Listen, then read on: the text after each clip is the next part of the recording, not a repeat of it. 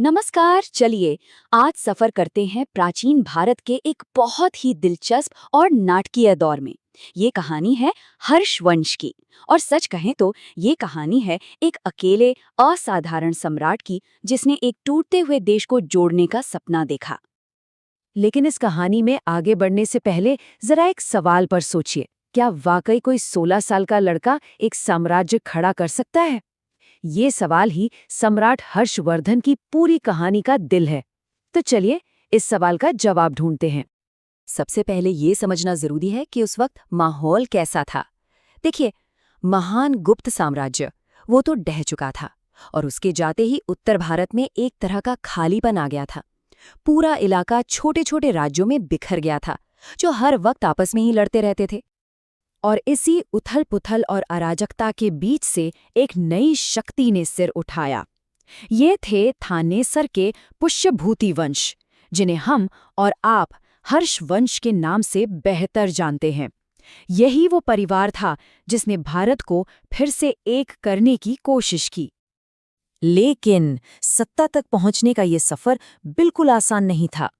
अब कहानी उस मोड़ पर आती है जहां कुछ दुखद और नाटकीय घटनाओं ने एक नौजवान राजकुमार हर्ष को अचानक सत्ता के केंद्र में लाकर खड़ा कर दिया। यहाँ से घटनाएं बहुत तेजी से बदलती हैं। सबसे पहले हर्ष की बहन राज्यश्री के पति, जो मालवा के राजा थे, उनकी हत्या हो जाती है। बदला लेने के लिए उनके बड़े भाई राज्यवर्धन अपनी सेना लेकर निकलते हैं। वो जीत भी जाते हैं, लेकिन फिर धोखे से उन्हें भी मार दिया जाता है। सोचिए, एक के बाद एक दो हत्याएं, और पलक झपकते ही थानेसर का सिंहासन खाली हो जाता है। और उस वक्त हर्षवर्धन की उम्र क्या थी? सिर्फ 16 साल। जी हाँ, सिर्फ 16 साल की उम्र में परिवार में इतनी बड़ी त्रासदी और पूरे राज्य के संकट के बीच उन्हें सिंहासन संभालना पड़ा। ऐसे में एक 16 साल का लड़का क्या करता? लेकिन हर्ष ने अपने दुख और बदले की आग से ऊपर उठकर एक बहुत बड़ा काम अपने हाथ में लिया। बिखरे हुए भारत को फिर से एक साम्राज्य के झंडे तले लाना। उन्होंने बहुत सोच समझकर कदम उठाए। पहला काम, अपनी राजधानी को थानेसर से हटाकर कन्नौज ले गए, जो कि ज्यादा सेंट्रल लोकेशन थी।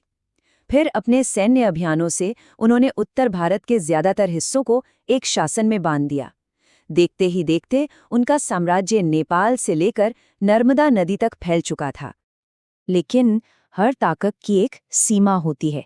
जहां उत्तर भारत में हर्ष को जबरदस्त कामयाबी मिली, वहीं दक्षिण की तरफ चालुक्य राजा पुलकेशिन द्वितीय ने उनके विजय रथ को रोक दिया। तो ये उनकी ताकत की एक साफ लकीर थी। लेकिन हर्ष की कहानी सिर्फ लड़ाइयों और जीत की नहीं है। असल में उनका एक और रूप था जो शायद एक योद्धा से भी ज्यादा बड़ा था। वो था कला, संस्कृति और ज्ञान का संरक्षक। इसीलिए उनके दौर को सिर्फ एक राजनीतिक युग नहीं, बल्कि एक सांस्कृतिक पुनरुद्धारण भी कहा जाता है। उनकी अपनी सोच भी वक्त के साथ बदली। देखिए, अपनी जीवन की शुरुआत में वो भगवान शिव के भक्त थे, लेकिन बाद में बौद्ध धर्म ने उन्हें इतना प्रभावित किया कि वो इसके बहुत बड़े संरक्षक बन गए। और जब बात आती है दान की, तो हर्ष का तो कोई मुकाबला ही नहीं था। उनकी दरियादिली के किस्से तो आज भी हैरान करते हैं। सबसे मशहूर है प्रयाग की महासभा। वो हर 5 साल में ये सभा बुलाते थे और अपने खजाने का सब कुछ, कपड़े, सोना, चांदी, सब कुछ दान कर देते थे। ये काम उन्हें एक सम्राट से कहीं ज्यादा ऊंचा दर्जा देता है। और यहाँ एक और हैरान करने वाली बात है, ये सम्राट, ये योद्धा खुद एक कमाल का लेखक भी था।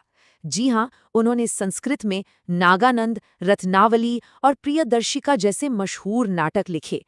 अब सोचिए, जब राजा ही कलाकार हो तो कला को तो बढ़ावा मिलेगा ही। शायद इसीलिए उनके दरबार में बाणभट्ट जैसे महान कवि थे जिन्होंने हर्ष की जीवनी हर्षचरित लिखी। अब सवाल ये है कि हमें ये सब इतनी डिटेल में कैसे पता? इसका क्रेडिट जाता है एक खास मेहमान को, हुएनसांग। वो चीन से आए एक बहुत प्रसिद्ध बौद्ध भिक्षु थे जो हर्ष के राज में ही भारत घूमे।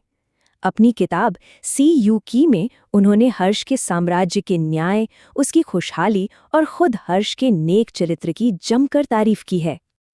लेकिन जैसा कि होता है, हर महान कहानी का, हर सुनहरे दौर का एक अंत होता है।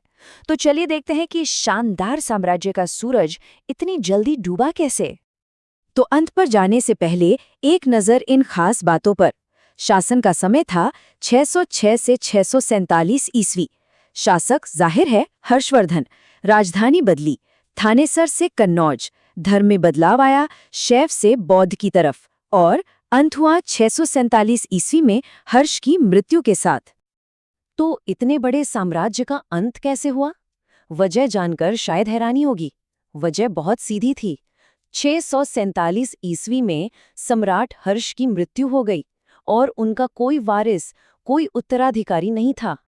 और बस एक व्यक्ति के जाने से वो एक शक्ति जो सबको जोड़े हुए थी, उसके हटते ही पूरा का पूरा साम्राज्य ताश के पत्तों की तरह ढह गया।